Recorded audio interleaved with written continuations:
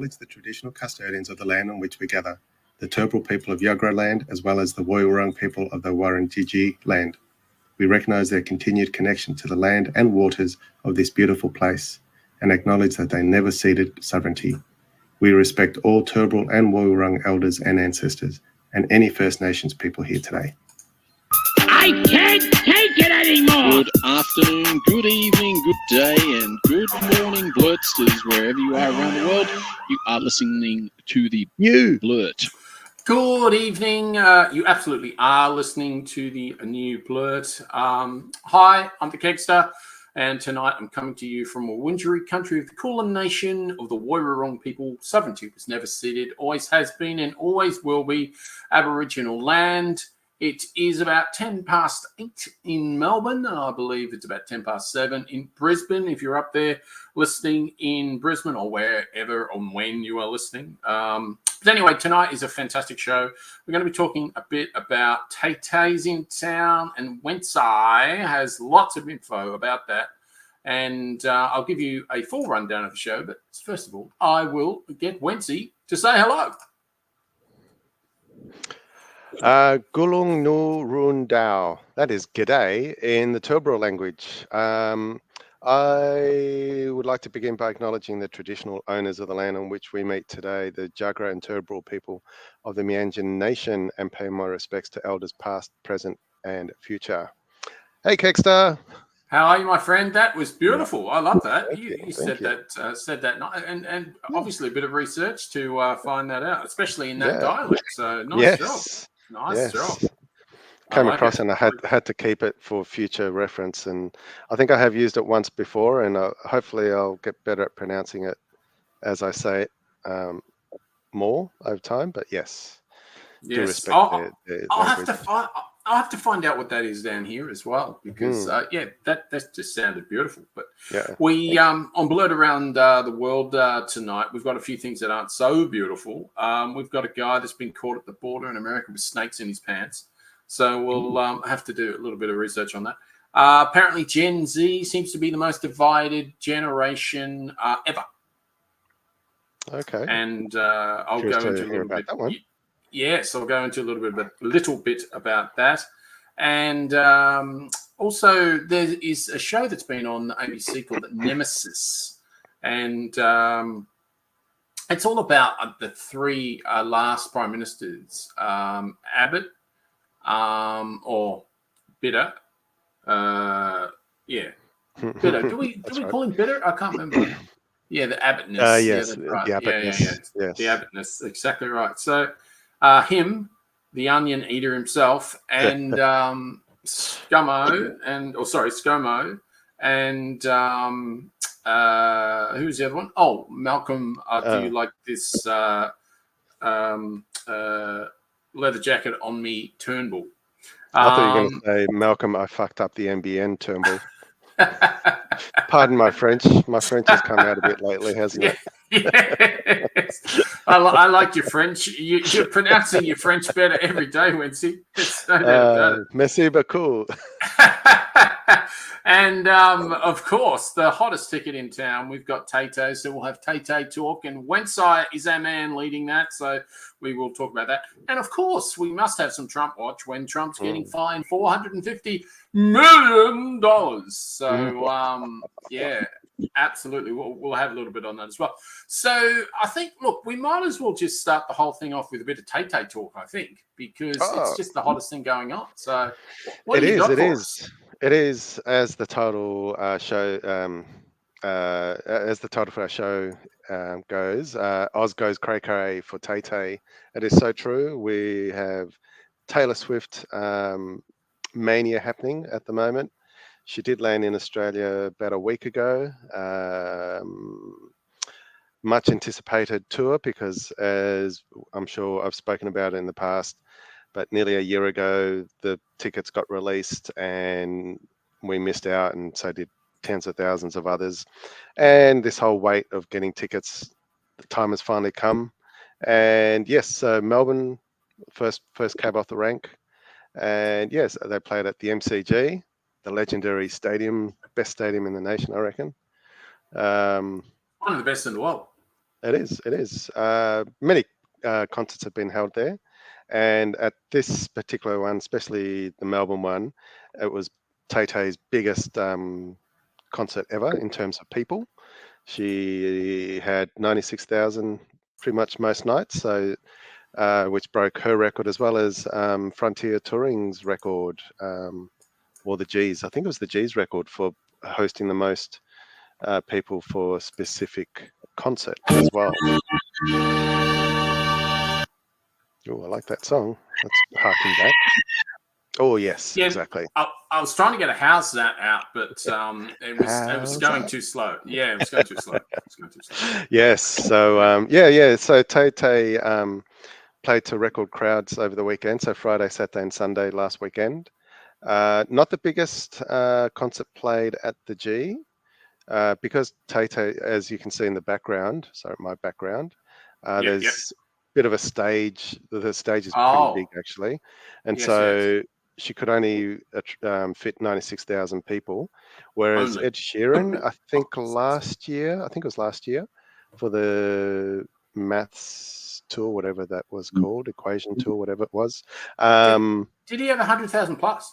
He had 109,000 at his concert. Oh my! And that's because he was basically in the middle of the G and played for everyone. So there was 360 view of him. So that's why.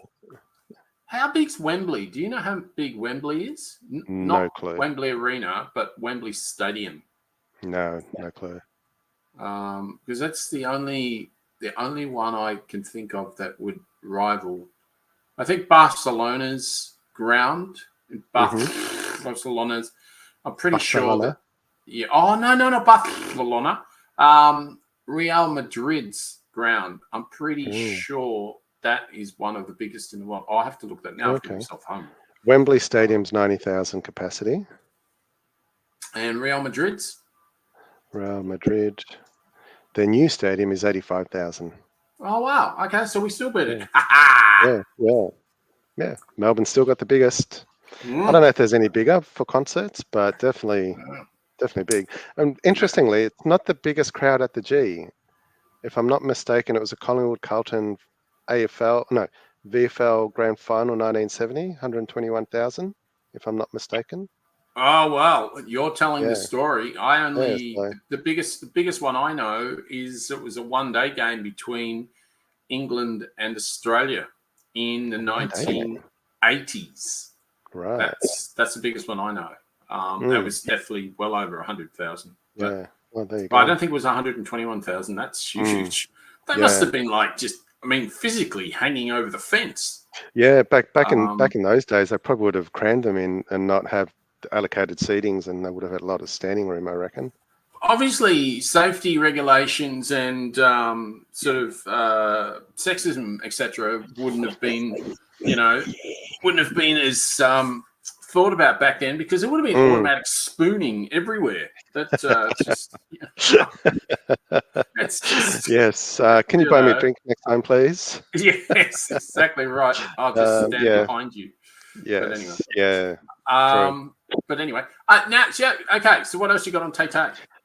So what else is happening? Well, for us personally, we have a big road trip this Friday, where we're off to Sydney ourselves, from driving all the way from sunny Brisbane, not wet this time, off to see Taytay this coming Sunday. So we are about to join that massive party and crowd that is the Taylor Swift Nation. Go for it. I was just going to say, for those who are watching and seeing me on a screen, I do have a T-shirt. Where is it? That says 1989, which is when she was born. Well, yes, you can see it. You can see it. And it's very visible. I don't know. What is that? That's her signature. So Taylor's signature on. And she hand wrote that. I assume she hand wrote that. Of course. And on the back, I'm just going to stand up for this.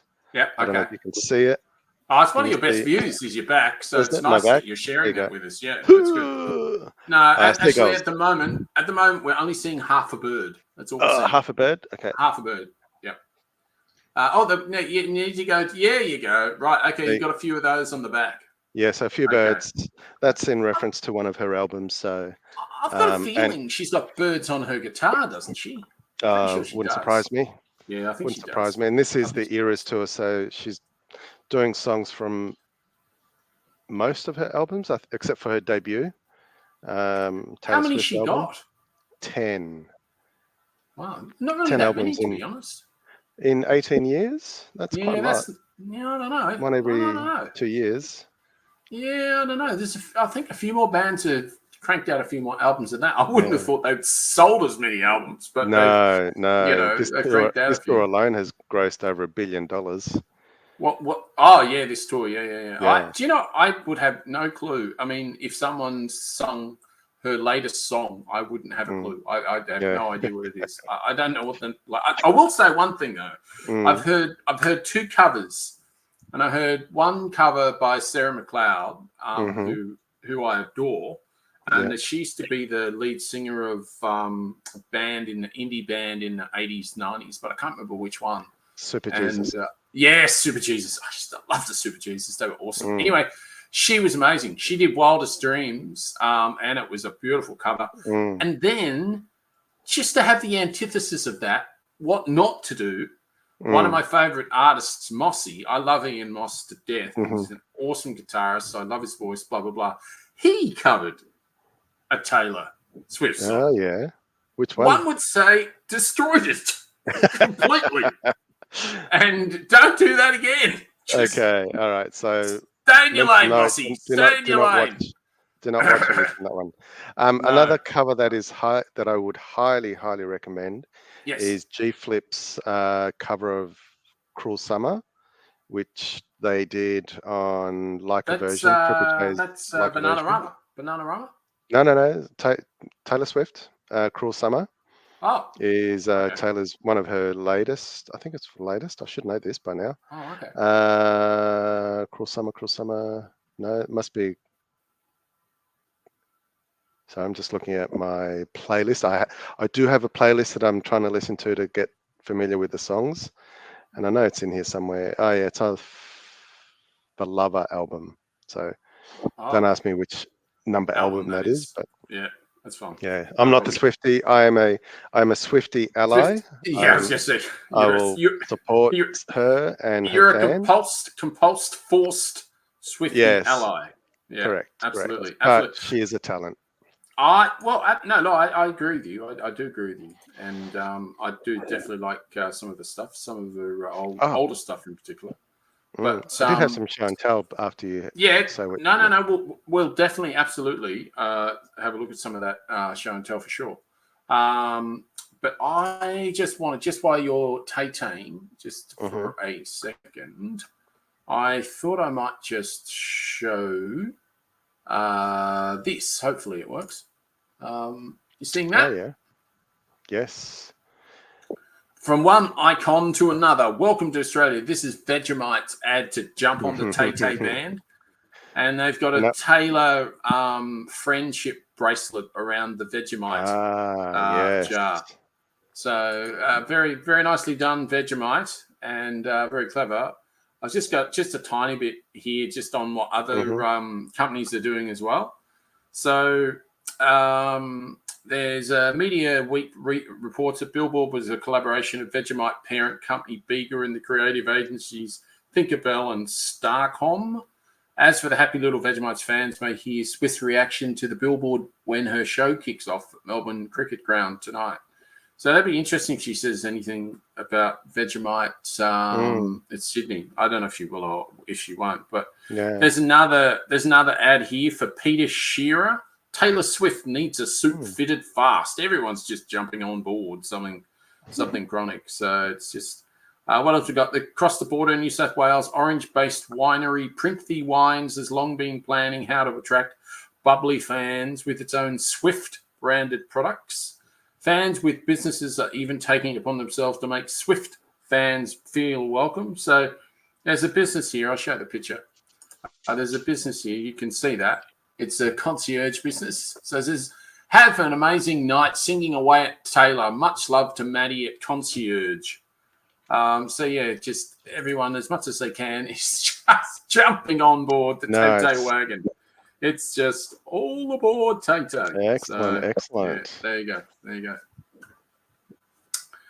All right. Speaking of bracelets, I have some more show and tell. I've got some videos to show as well. Yeah, nice, excellent, cool. But here's a couple that I've created. One you created earlier. Oh, yes, you've frozen there, which is a real pain in the ass, to be honest. Oh, yeah, you're back.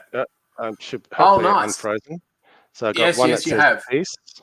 Oh, nice. And it's in the colours of Palestine, because that's one of her songs, Peace. Oh, really? I've just appropriated it and put the Palestine colours. And the other one is Blank Space. And it's got Collingwood colours. Nice job. Yeah. Yeah, I can see that. Beautiful. And beautiful work. This is only a small fraction of the other bracelets that have been created. So when we go to this concert, yeah, I was going to say, is it a big sell job in Sydney? Yeah. So going to have them up our arms, and then we'll swap them out with various strangers and make it a thing. So nice. Yeah, excellent. Yeah, I like it. Very good. Very good. I don't think I'll play the long. I don't think I'll play the long video. You're going to shake them off, then, yeah? I will shake them off and not have bad blood when I give it to. Oh, really? Yes, that's true. Very true. Very true. For those who do know some of her songs, "Bad Blood" is another one of her songs. Yes, it is. It's a good one too. It was all about Katy Perry at the time, but they made up now. They made up ages ago. So, she's a mum now. You can't be mad at a mum. So. No, exactly. So I've got a couple of short show and tells. I was going to play the big news article, but it's too long. We've rabbited on too much, I think. But we've still got more rabbiting to go. So excellent. Here we go.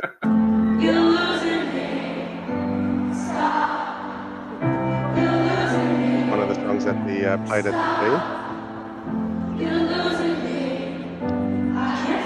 just context. What song? Losing me. Context as to where we're going to be. So where this has been filmed is in the bleachers, right at the back.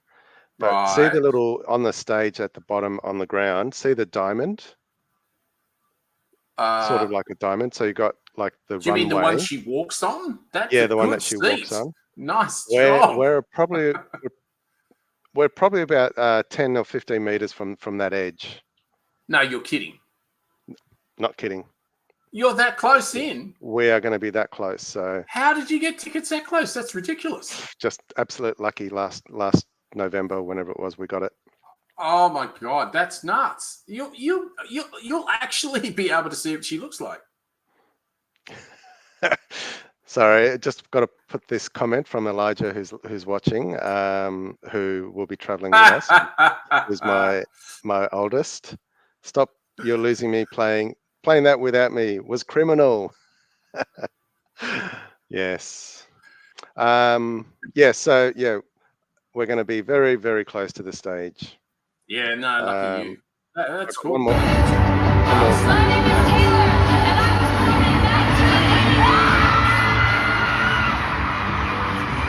She's in the left line underneath one of those big. She's lying down, She's lying down, underneath that.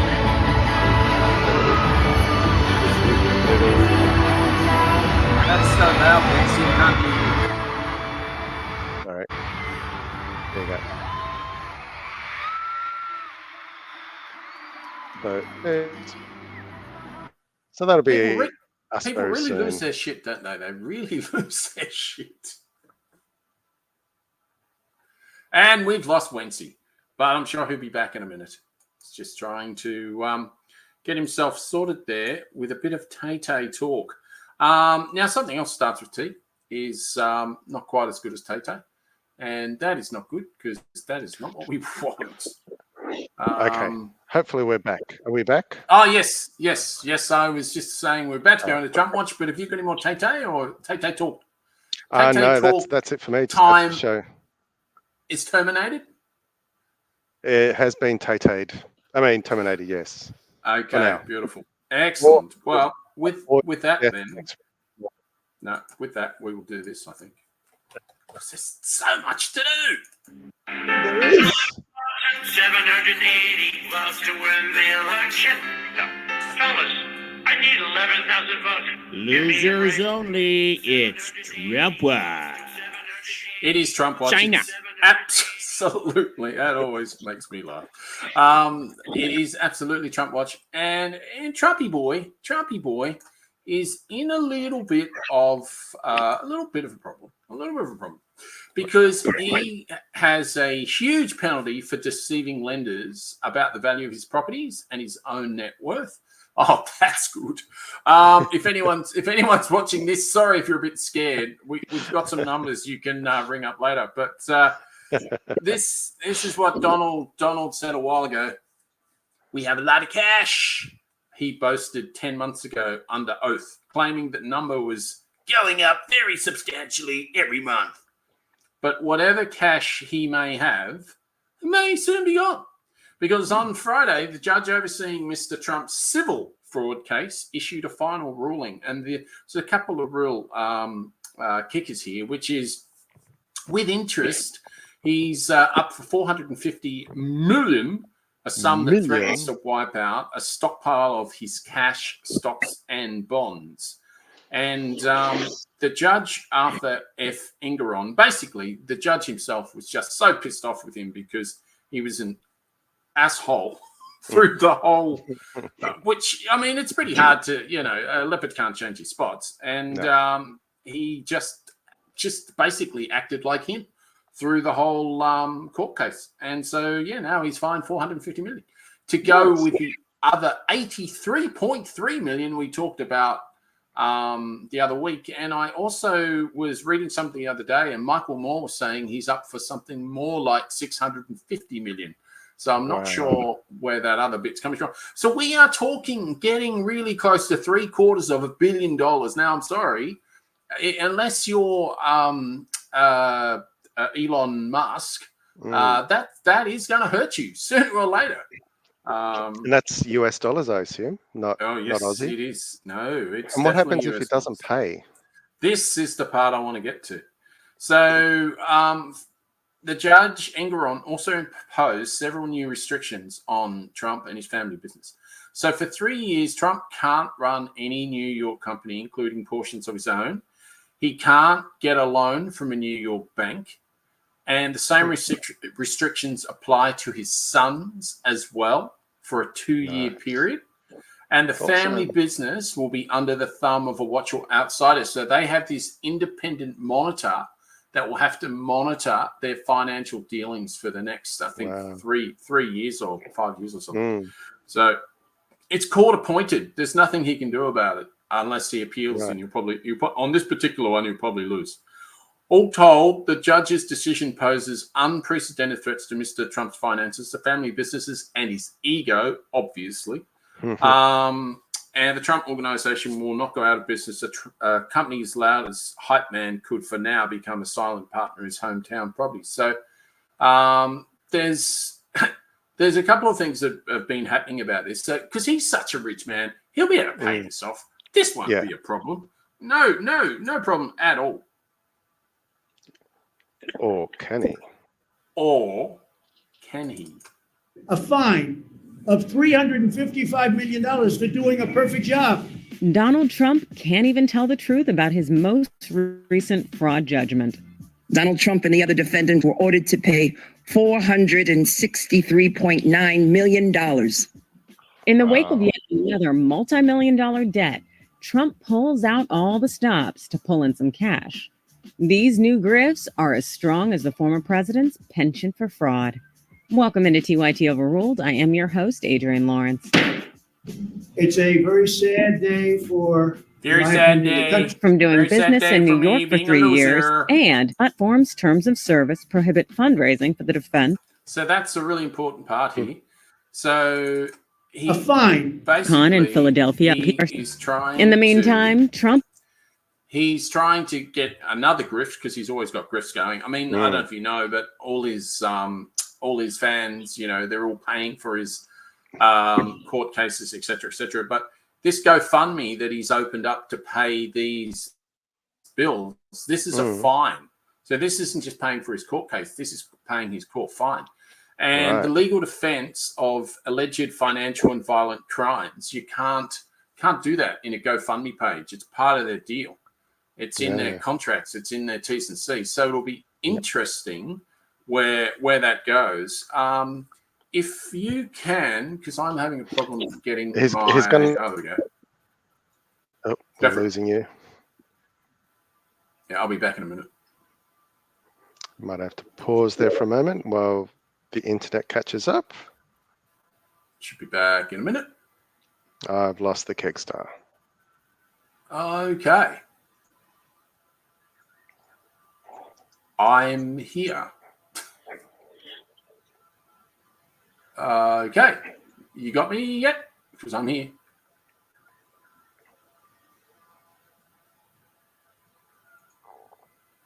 I'm going to keep going. Yep. You're back. Yeah. Okay. Sorry, excellent. I lost you. I don't know who lost who, but I lost you. Yeah, no, it's fine. It's fine. So, yeah, so as I was saying, the legal defense of alleged financial or violent crimes, what I wanted to show was not that. I wanted to show this, which is... has started a new venture to raise funds. The former president's latest grift is the Never Surrender High Top. That's right. For just $399, you can walk in the shoes of the only president to be twice impeached and also indicted. You can imagine. Upon debuting the sneaker at SneakerCon in Philadelphia on Saturday, the crowd was you can not as imagine just receptive as the MAGA heads president going was. out Wow. and buying those. A lot of emotion. Oh, yeah, for sure. Emotion in this room. Thank you. He'd have to sell 100 million of those, though. Yeah, No, exactly what is it? right. 1 million. Well, he only had 1,000 made, apparently. There were MAGA knights There you go. in the crowd who seized on the opportunity to serve their faithful leader. This woman is just, honestly, she is just a nutbag. Congratulations. Which said only of the Yeah, it's already next sold out. So they batch. only Or had get your hand 1,000. on these There you go. snazzy tea red waves and Coda fives for $199 each. But of course, given how much Donald Trump and the Trump organizations now owe the state of New York and E. Jean Carroll, the former president made sure that folks knew it wasn't him legally behind the sneaker. So money made from this. Yeah, so he's basically banging on. Honestly, this isn't political. I'm just selling shit. I'm just selling shit because I can. Yeah. You know, so basically, yeah. So that's his newest group. Does need to sell a ton load of that. That's for sure. Yeah, he does. There's no doubt about it. He absolutely does. Look, I know that we've been going for a while because we've almost had 2 or 3 segments in one. But I did just want to talk about this because it's particularly funny and it doesn't go for too long. If anyone has been getting onto it, it is called The Nemesis. It's on the ABC. And basically, it's Abbott, Turnbull, and ScoMo talking about how they used to hate each other. And they do that for about 3.5 hours, etc. And I've just got a tiny bit. It's only a few minutes or so. But I think for a Tuesday evening, it might brighten us up a little bit just before we go to Beerducation. So just hang in there. In one word, how do you describe Barnaby Joyce? Leader. Deputy leader. I'm the leader. Drunken Lazarus. Paddy wagon. Very colourful. Mostly red. Ladies' man, obviously. Chess piece. When I was in the Nationals Party, everybody knew that if you're going to get on the drink, you don't stray too far and go and walk about through Canberra because there are nocturnal animals, owls, not pleasant creatures, including the white-throated nightjar, and God only knows what kinds of animals reside in Lake Burley Griffin. I've never sworn into a phone before, but I have sent some very stern faxes.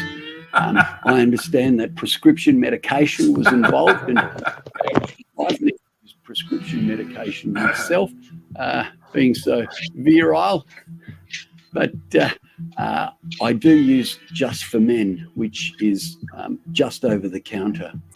Mr. Joyce at the time was somebody who we referred to as probably be the streets as, but he makes his own decisions, he makes his own choices, and I've left that to the discretion of Mr. Littleproud to go and sit down and have a chat with the bloke. Oh, we had a chat to him, and he knows that what he did wasn't right. That Dad, you shouldn't do that, and it's now who's going to drive us home? What he was recorded saying in the video that you couldn't hear in the speaker, Mr. Speaker, was a word that I'd heard him refer to many different people at many different times. It was most likely Proudy or his divorce lawyer. In my electorate of Cook, especially a lot of different tradies will tell me that it's a term of endearment, and they'll call me that word all the time.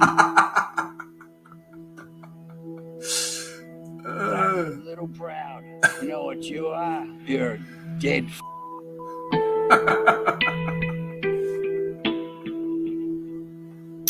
This is a rational fear. What is rational fear? It's based in fear. Taking the saddest hit. Yes, it absolutely is a rational fear. Yeah, it is. I mean, they're just on it.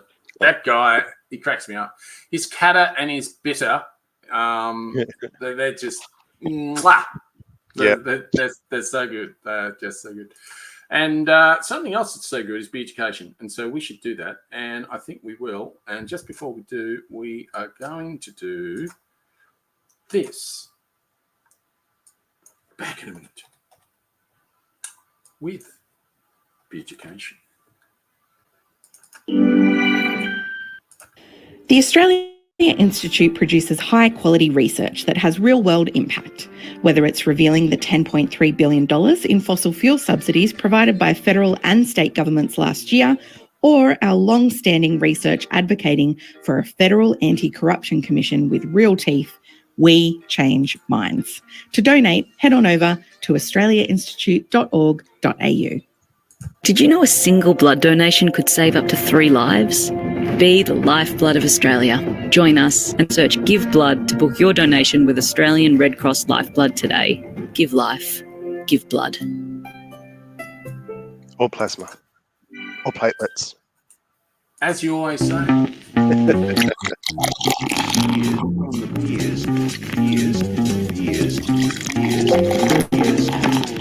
And you see the massive smile on Wencee's dial just right. Yep.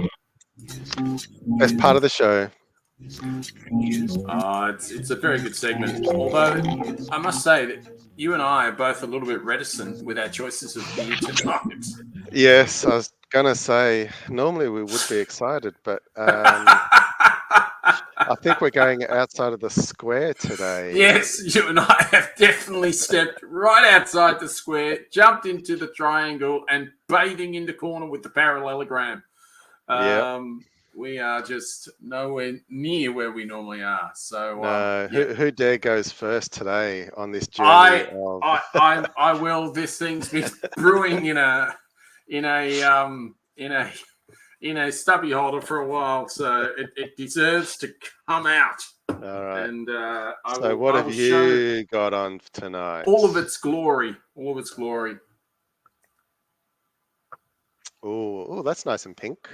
Yes, it is beautiful and pink, isn't it? So what does it say? Green Beacon, was it? Yes, it is Green Beacon. Green Beacon, Lush Guava Beer. And then at the front of the can, I think because it wants to remind you, just in case you're not sure, it says, this is a beer. But somehow I think they should have an exclamation mark on the end of that. So, because otherwise it's hard to believe. Anyway, Yes. here we go. I've got a few deets on this beer, and we'll talk about that in a minute. But Yep.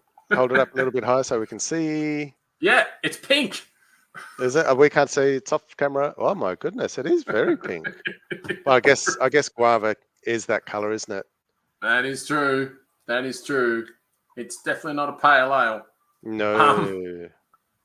So, and the other thing is, the problem with this is that it's not even a really high alcohol beer. So, at least if you're going to drink something bad, you might as well get drunk while you're drinking it. Do you know? Do you know what I mean? It's like it's just no point. So, and I'm guessing it's going to be sweet as all get out. I But you'll assume find so. out. I assume so. Well, appearance, it looks like a guava juice, and if it's meant to look like a guava juice, it's doing a good job. So I just like give it 8 out of 10. This show is for brought to you appearance. by Boost Juice. That's exactly right. Exactly right. Now I've got this. Where is this damn beer? I've got it here somewhere. Here it is. Here it is. It's called a Green Beacon Vodka Cruiser Lush Guava Sour Ale. Try saying that That's 6 a times mouthful. fast. Yeah. Yeah, it is. That's harder than Indelible Indigenous, which I'm getting really good at now. We haven't done that for a long time. We need to do that. No, we haven't. We've teamed up with everyone's favorite RTD. I don't know who they are. You may. Ready to drink. Oh, right. Company to create Green Beacon's version of a Lush Guava Cruiser. This electric pink, double-fruited, mixed fermentation, excuse me while I sour ale is packed. The things we do for our viewership, honestly. The things we do for love. With naturally sweet aromas and flavors of lush guava with a tart, refreshing. So we'll just see how this goes. So the smell. Yep, it smells like a guava thing. Okay. So That's a good start. I give that 8 because it's meant to obviously smell like guava, and it does. Let's see what it tastes like. Oh, God. Drum roll. I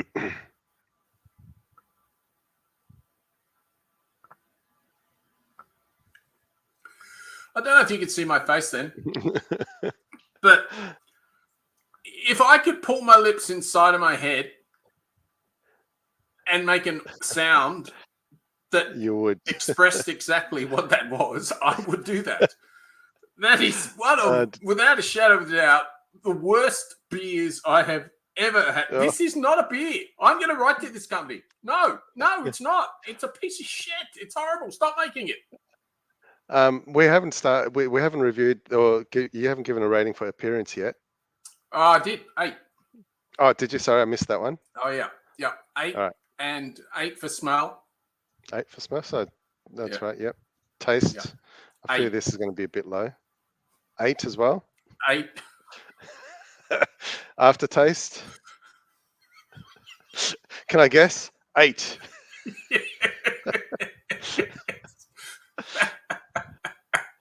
Drinkability. Surely that's got to be higher than 8.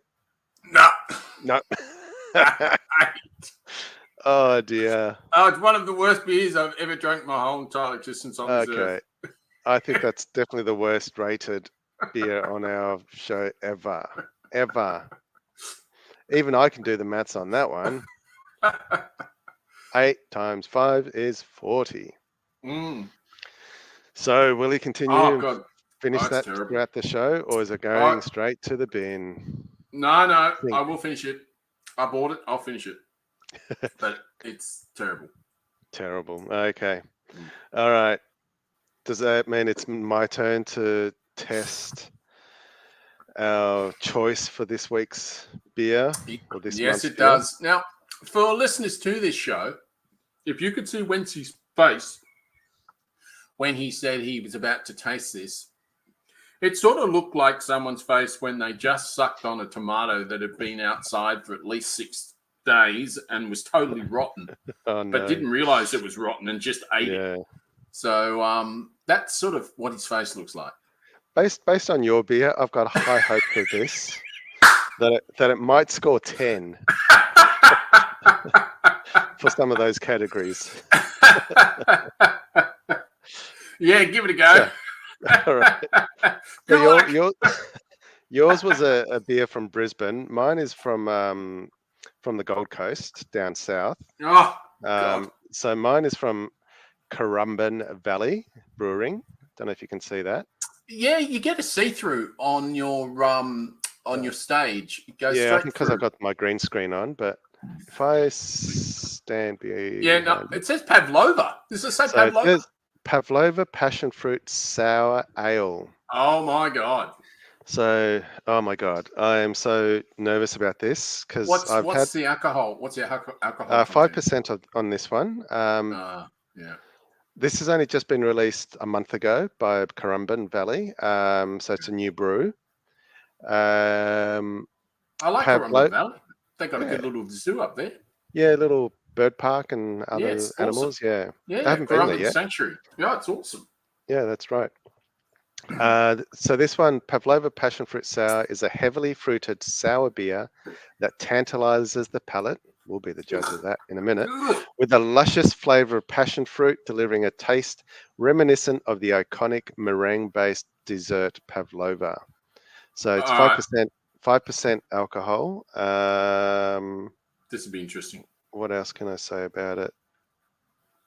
Not much else on there. Okay. Let me just crack it open. All right. Glass.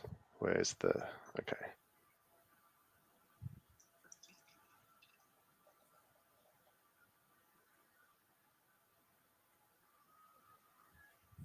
Nice golden color. A bit like a hazy so far. Like a hazy pale ale. Not like mine. Yours? Mine, no, I was going to say something, but it's very inappropriate. Yeah, no, but you're right though. But I think yours would be better because you got a better head for starters.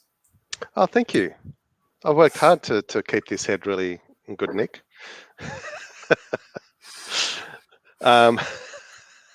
Sorry, you're mid-drink there. Appearance, like I said, reminiscent of a hazy. You're really trying to swallow that, aren't you? You can't. For those listening on the pod, he's taken a swig of his 40 out of 100 beer, in quotes, and he has struggled to swallow that. Yes, I did. He's finally done it, as you can hear. But yes. Every part of my body was going, don't put that shit down me, please. Please. Please put it the other way. Go the other way. But for the sake of the $5 or $6, I must drink it. Can't let it go to waste. I think it was a little bit more than that, but that's all right. Oh, geez.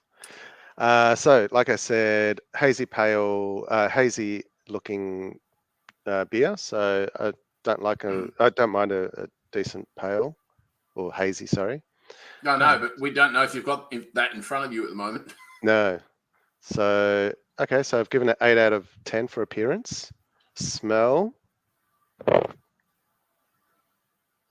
Well, I can definitely smell something sweet, but not passion fruit.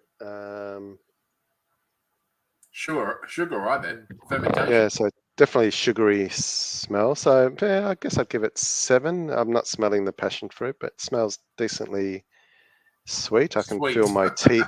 Yeah, I can already feel my teeth rotting. All right, here we go. Here's the big one. Ready? I'm going to hold my nose. I used to eat my veggies that way years ago. Did you? All right, let's give this a go.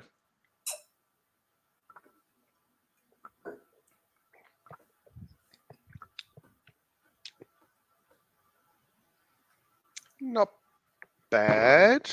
It's not terrible. Oh, wow. I knew yours was definitely going to be better than mine. Definitely sour flavors or taste. I still can't taste the passion fruit. No, I sort of can actually. So out of 30, I'd probably give it maybe a 15. It's decent. Yeah. Aftertaste, there's no aftertaste. There's a bit of sweetness. I wouldn't say meringue, but yeah, maybe a 10. Drinkability. How many more of those you're going to have? I think I'd only have one. Yes. So maybe 15, give it half of the 30. Yeah, I wouldn't buy it again. It just validates my idea of sour beers that I'm not a fan. No, Not a I'm with fan. you too. No, Yeah. that's a 55. So Is that a 55? yeah, so they are easily the lowest beers we've ever done, and we will keep trying different beers, but we will not be going down this road again. No. I saw it in the fridge and I thought, yeah, it can be a maybe. I'll give it a try. It's a local. It's got Pavlova. I love Pavlova, but not in a beer. I love Pavlova too, but not in a beer. Cheers to you, my friend. Cheers to hopefully better beers next time. Cheers to better beers. Yes. All right, and one more cheer to a safe road trip to Sydney. Oh yes, absolutely. Cheers to your Taytay trip. All right, so we're done with Gonski. Oh, yep. Jeez, had to get rid of that fast. I did. Don't have to do that again, thank God. My God, that was horrible. Yeah. But I got to tell you, it's like everything, though. It's like when you first drink a cup of coffee, right? Because, you know, in Melbourne, it's quite hard to get a rubbish cup of coffee. It is, unless you go to Star Yucks. Oh, well, yeah, absolutely. But it is quite difficult to get a bad coffee, although it is possible. And if you do get one, you sort of have your first 3 sips and go, oh, it's not the best I've ever had. You get to about your 4th or 5th sip and just go, oh, yeah. Yeah, not too bad. You just keep drinking it, you know what I mean? Yeah. And that was sort of the same. It was Right. like, it was horrible. But if I was out and I probably had too much to drink and someone bought me that and it was cold, I would probably drink it. Yeah, and that's probably true with this one. I think if it was colder and it was in the middle of the day, as long as they were paying. Yes, it'll taste nicer that way. Anything tastes better when someone else pays. Yeah, absolutely. And if it's cold, that means you're basically getting rid of most of the flavor. So exactly. You can't really taste it. So which is pretty cool. But so that is Beerducation. And what we might we'll do. never speak of those beers again. No, we never will. We never will. But we've got a few things to talk about in Nature Calls. So stick around and here comes Nature Calls. Oh, hang on. Kegsta on the new. Oh, there, big fella. That's the wrong Nature Calling. Oh, right. Here is our new segment, Nature Calls. It's all about the wonderful world.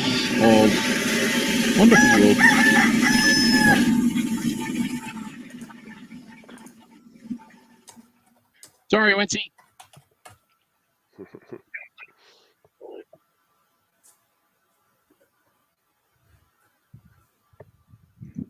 All right. Okay. Alrighty. Okay. So, Nature Calls. I'm going to start off with a recent discovery just this week. I think it was. Oh, interesting. Yes. Platypuses or platypusi. Is it platypi? Platypies. Platypi. If only we had Vicky on the show, she'd tell us. She'll correct us. Oh, is she a bit of a nature lover? No, she's a wordsmith. Ah, good to know. Good to know. Good to know. Yes. So we have. We'll go with platypusi. That's right. Platypusi sounds good, doesn't it? I do have the story here somewhere. Where's it gone? It's disappeared. Yes. So it's because it's on this screen. Okay. So around about 24 years ago, a biologist by the name of Jeff Williams tagged a platypus, and in the year 2000, And 24 years later, he's come across the same tagged platypus. And this discovery has made headlines because it's now the oldest, wildest platypus seen, seen in the wild. That's crazy. And he's been researching these mammals for decades, and said that long-term research into the species can be expensive and rare because they're pretty hard to find. I'm guessing because they're pretty hard to find, and they're very nocturnal, obviously too, because they come out at night. Well, I think they do a lot of like hiding in hollows and under logs in sort of dark streams. So it's not like they're sort of in a crystal clear water. I don't believe so. It would be harder to find, I would have thought. Yeah, and they'd definitely be hiding during the day if they are in like a clear creek or anything. But at nighttime, pitch black. Which is where they love to be. So this discovery is thanks to a program which started in 1994 with Melbourne Water. I don't think they're called that anymore, but hundreds of Melbourne Water, I think it's City West Water now, but I'm City not West, sure. I think so. Something. I think so. Metropolitan Melbourne Water or something. They changed that a while ago. But so hundreds of platypus have been captured and tagged in the Melbourne area. So for them to reappear a few years later was not out of the ordinary. But this one is just beyond all our expectations in terms of how old it was, William said. It's remarkable that this animal is still doing as well as he is after all these years. So it's been published in a recent article on the CSIRO, which will add the links to the show notes if you want to go have a read. Nice. So this one was first captured and tagged in November 2000 at Mulmbulk Creek in Melbourne. Not exactly sure where Mulmbulk Creek is, but I'm assuming somewhere near Mulmbulk. Potentially. But I'm just having a stab in the dark there. Yeah. The previous record holder was a 21-year-old female platypus captured in the Upper Shoalhaven River in New South Wales. So this one has now surpassed it by 3 years. They normally don't go past 20 years in the wild, but they can go longer in captivity because less predators and things like that. And what sort of condition did they find it in? It's in really good condition. Supposedly, I don't know if that was in the story, not that I could see, but definitely looked healthy from the photos. Yeah. Have you got any photos? Can you share any? I can. Let me go back to this one and do this, and this, and this, and this. Coolio. So you can see that one. Oh, So beautiful. They're just such an awesome looking animal. I think they're amazing. They haven't given it a name. Is what I've noticed. Normally, you must give it a name once you've tagged it. And anthropomorphized it. I think you've had one too many guava beers there. It's a bugger of a word. It's a bugger of a word to say, and I can never quite remember how to pronounce it properly. Yeah. So there's the captured. I think it's anthropomorphized, something like that. Oh, wicked! Very cool. Pretty small, isn't it? I was expecting it to be a lot bigger than that. That's the baby obs. No, that's the 24-year-old platypus. Can't be. That's his fingers. Yeah. But there's his finger there. You can see it holding. Unless. No. What? No. Yeah, I'm sure they're bigger. Platypus is about this big. That's a baby one. Yeah. Maybe these photos are. What's that? Yeah, it's weird.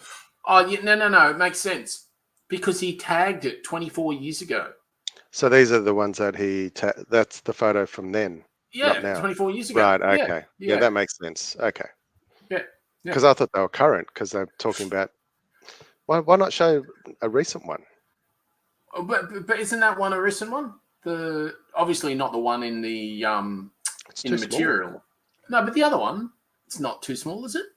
I don't know. Isn't that sitting on his knee? I thought it was sitting on his knee. I don't know. Can you bring it up again at all? Yeah, like a well-worn Sorry, I thought I was still presenting. Lush Guava Ale. Okay, can you see that one? We will in a minute. We've just lost you a bit. Okay. Yep. There we go. Okay. Yeah. See. Yeah, I can't tell. What appendage that is to him. Well, that's his knee, because otherwise he's got a very hairy finger. Yeah, I guess. Yeah, you're probably right. I'm pretty sure that's his knee. Or his... okay. Yeah, I mean, you could sort of tell by that it's quite a big creature. I mean, you could tell that's pretty big. Yeah, so this one's the original photo when it was a 1-year-old, right? Yeah, that makes sense. But they just haven't stipulated that, which would have probably been nice for them to do that. Or maybe we missed it in the article somewhere. But well, the caption here says the 24-year-old platypus was found in Melbourne, Australia. I know, so that's what I mean. Yeah, which definitely isn't it. No. So that would be there for sure. That one there, the ongoing study into the 24-year-old, which is that one there. Yeah. So exactly. biologists who first tagged it. So so that's they've just it's got their photos around a little bit, whatever. Yeah. But that's pretty cool. That is pretty damn cool. I like pretty that. good record, I reckon. No, that is very, very good. I do like that. Now I'm just having a little bit of problem at the moment with screen size. Oh, here we go. Here we go. So, sorry. Did you have any more on the platypus there, or you were good? Okay. Have we lost you? Okay. We're back. Yeah. You all good with the platypus? Did you have any more? I'm done with the platypus. No, that's okay. Everything on that. All right. All righty. Well, sit back and relax. I've just got a tiny bit towards at the end of the show, but this is quite an interesting one. So what's happened is, and I'll see if I can get a wee picture. Here we go. Got the picture there. I'll just throw that up there. So it should pop up in a minute, hopefully, he says. Am I getting added to stage? Here we go. So those three guys there, they decided that in the COVID times, they were roommates, but they were also scientists in their own right. They were like medical students, I think, or science students, etc. And they decided that we have lost Wencee. Hopefully, he'll come back. They decided that they would find out what happens in their urban jungle. So I think it was in 2021 or 2022, they found out that in their area where they lived, there was 1,150 diverse neighbours. And they did a year-long project meticulously documenting the incredible diversity that was in their backyard. And their backyard seemed to have 436 butterfly and moth species to the stealthy movements of 63 spiders and 56 different types of birds and melodies they were able to identify, with 8 different reptiles, just to add a touch of prehistoric charm. And this was just in their local backyards in where they were living at the time. And there was some really interesting things that they studied, and they found some phenomena that they didn't actually even know beforehand. So they got some really good data out of it. So there's tiny pirate spiders, which I don't think I've got a picture of, which Wencee's probably happy about. But I'll try to see if I do. No photos.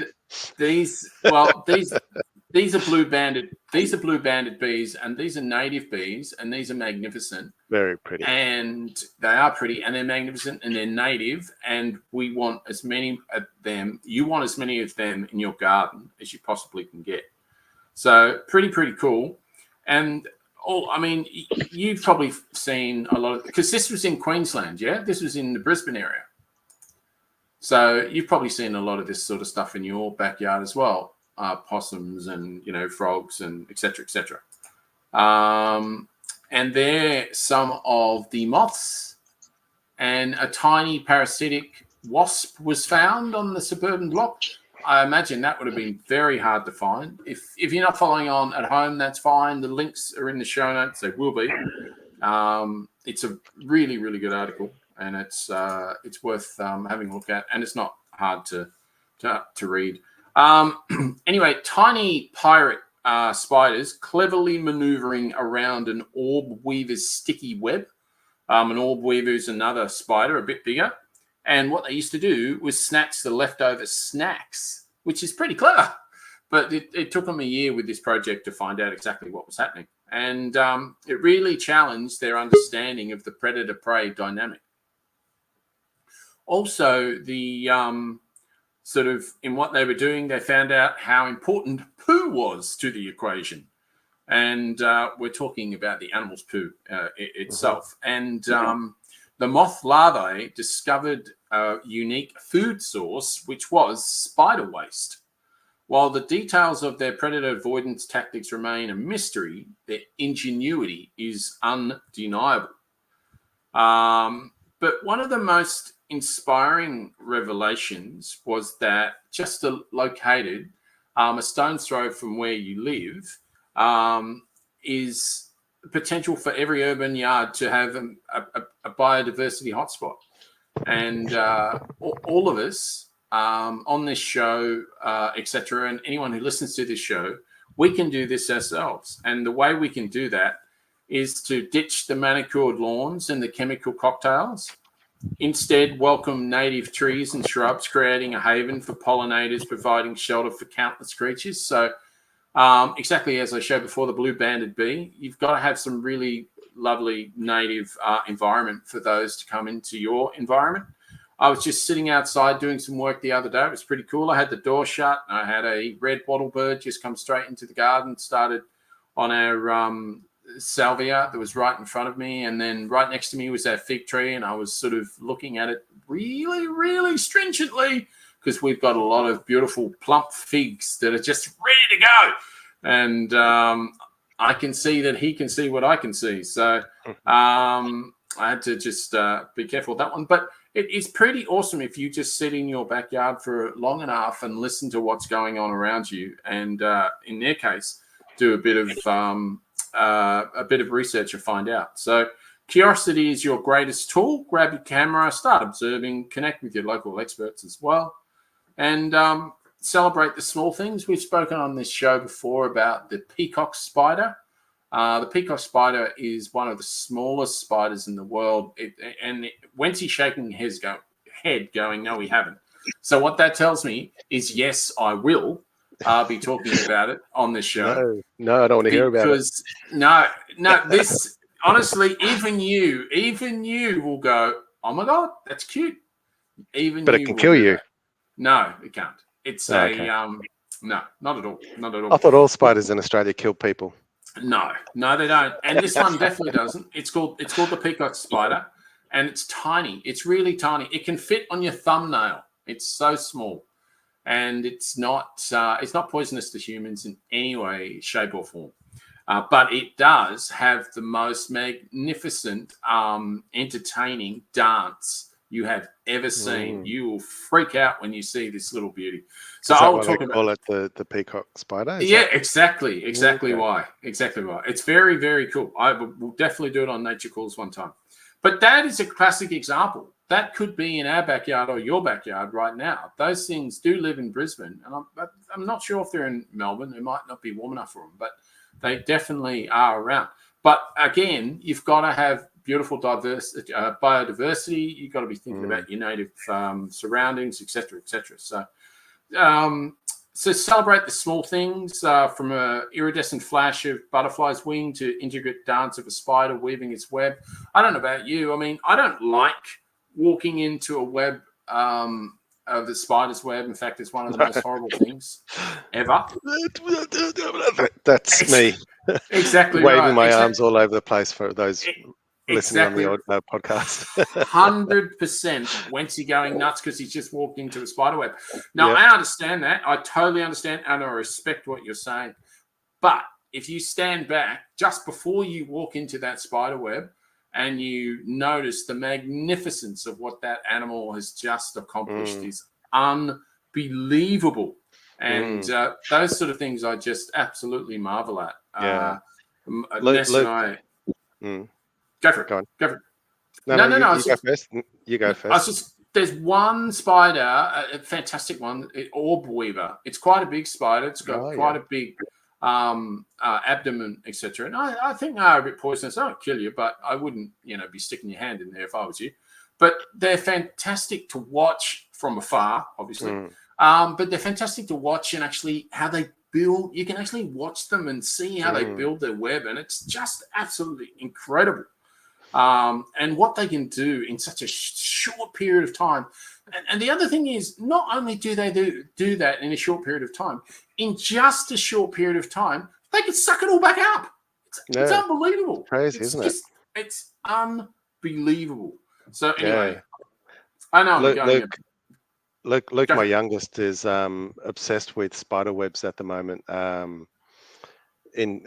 Because he wants to research them and see how you can take advantage of the silk from the spider, because they claim to be 10 times stronger than Kevlar, stronger than steel, yet they're still stretchy and all that.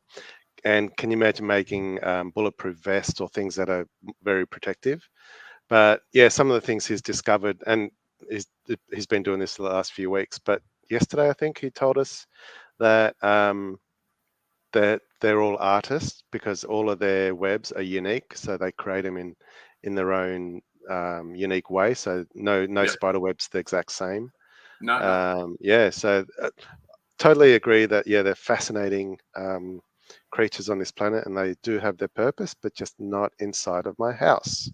I agree with you. And the thing is, with orb weavers and some of those sort of ones, they don't want to be in your house. They want to be in the garden. The garden spiders. That's where they want to be. Yeah. So stop going into my bedroom and the office and everywhere else. I assume you're probably talking about huntsmans, though. There can be we get all sorts of spiders here. Small, what do you get? Medium. Huntsmans, house, wolfies. Yeah, probably. I don't Anything know. else? I don't look at them long enough to know. Well, if you can, if it's possible, just huntsman, I understand, do what you must, but with the wolfies and the house spiders, etc., just get a cup, put it on top, get the card underneath, stick them outside. They don't want to be inside as much as you don't want them inside. And they're good for biodiversity. They keep the flies down. They're really good. They're a good food source for birds, etc., etc. So we've got to allow these things to have the life that they had before we were here. So, but anyway, this project is more than just a backyard survey. It's a call to all of us embracing and nurturing the biodiversity on our doorsteps. Even a single native plant or corner of left wild can create a ripple effect, attracting new species, fostering a healthy environment for all. It's quite interesting. Down Brunswick, oh darn it, we've lost Wencee again. Down Brunswick, which is quite a funky sort of area in Melbourne. It's not too far away from where I live in Moonee Ponds, and they've got quite a few verges. A verge is like it's a piece of nature strip just before your house or around your house. We call that a verge, and most of the time it's just grass. But a lot of people, especially down that area now, are building and creating and landscaping native species gardens on those verges. And there's many houses that are doing that. And there's quite a few signs to say, just make sure that you don't think this is just a dead grass area, because there's quite a few grasses in Australia that look like they're dead when they're actually not, because they're native grasses. And they're, I mean, obviously in the bush, they're particularly good for kangaroos, wallabies, all those sort of things. But just the biodiversity itself just brings so many other things into the equation. So many, insects, native species, birds, etc., etc. So it's a fantastic thing to do, and it's fun. It's really fun to find out what's around and what's in your backyard. So I highly recommend that you do that. And I highly recommend that Wencee comes back. And he has, so that's good. Unfortunately, he's had a couple of problems with the internet tonight, which just happens. But I will not say about that anymore. But what I will do, unless Wencee has anything he wants to say, I'm going to do this, and then we will come back and wrap up the show.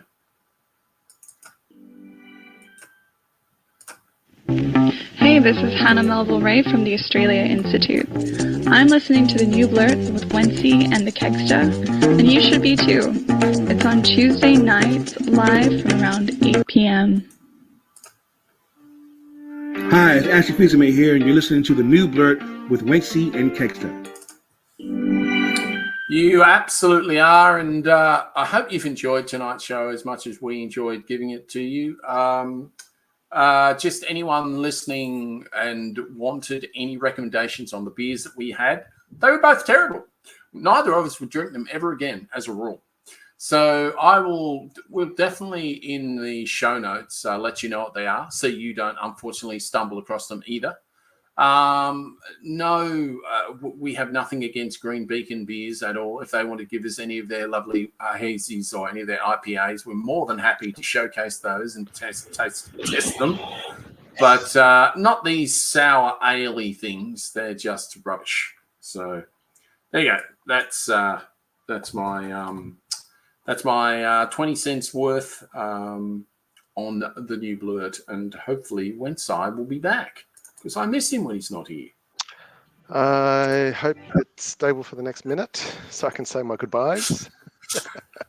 What's going on your end, my friend?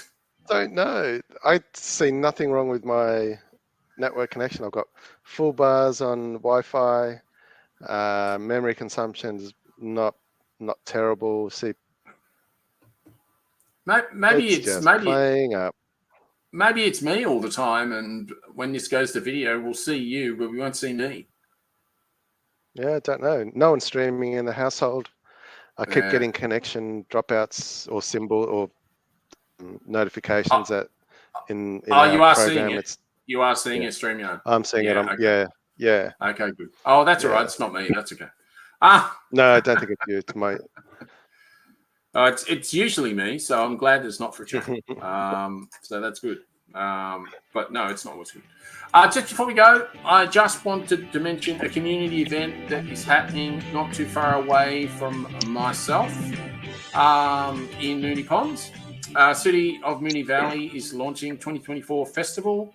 I don't know if you've ever heard of them. They're fantastic. We've seen them a couple of times, called Electric Fields. They're a really good Australian Indigenous band, a bit of a flamboyant lead singer and a really good pianist, does a lot of songwriting, and there's like rhythm to it, and sort of percussion to it, etc. It's really cool. It's very sort of dancey. It's hard to describe, but very cool. That will be on at Queen's Park, which is our local. That's a very pretty park, that one. Yes, it is very pretty. It's a botanic. It is a local botanic garden, so we're very lucky to have that. And there is a full day event from 10 o'clock onwards. It's like food stalls, everything. So it's a real Moonee Valley festival, and very, very cool. And then the week after, there's another event as well. I think it's called Lincoln Park, Essendon, or something. They've got some good people there as well. The Electric Fields is from 5 p.m. onwards. It's going to be very family friendly. They're a very family friendly type of band, and there's more than just them. There's one. Apparently, there's going to be the pop sensation Joanne.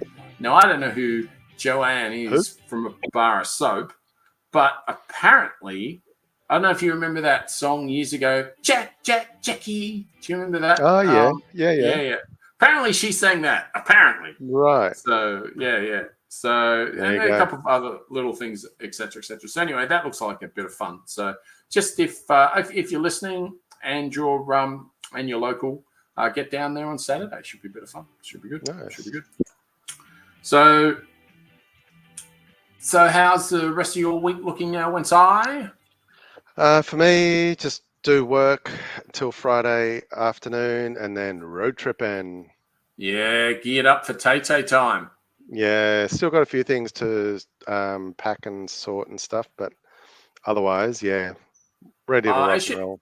Should be fun. Yeah, no, it'd be good to get a nice first-hand experience when you come back. So it should be good.